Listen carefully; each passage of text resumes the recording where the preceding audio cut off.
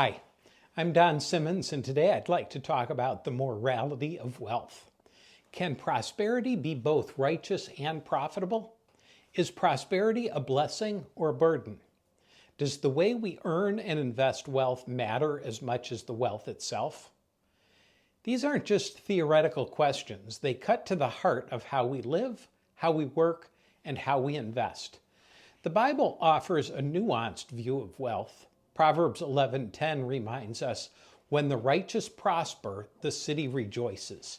In other words, when people of integrity flourish, everyone around them benefits. Their businesses uplift employees, customers, and the community. Their investments create value beyond profit.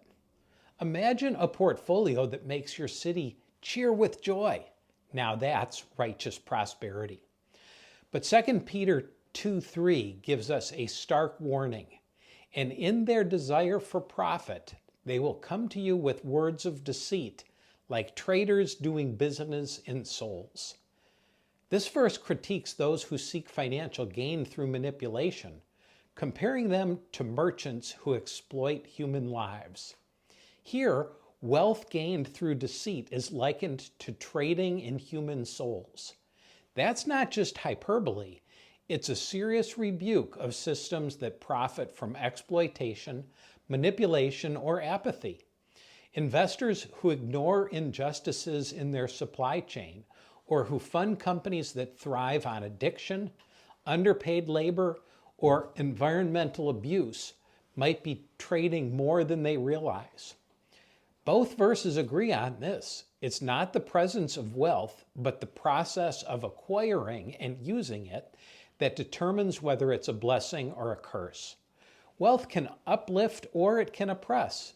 It can reflect righteousness or reveal corruption. Interestingly, the same debate shows up in economic theory. Adam Smith, the father of capitalism, believed that individuals acting in their own self-interest could unintentionally contribute to the public good. His idea of the invisible hand suggested that prosperity could ripple outward, even if it wasn't the goal. That's not far from Proverbs' celebration of righteous gain. John Locke emphasized property rights and personal freedom, seeing labor and ownership as foundational to human dignity. And Milton Friedman argued that free markets, when working properly, create equal opportunities across divisions of race, religion, and background. But even these thinkers acknowledge something modern economies can forget. Left unchecked, capitalism can go off the rails.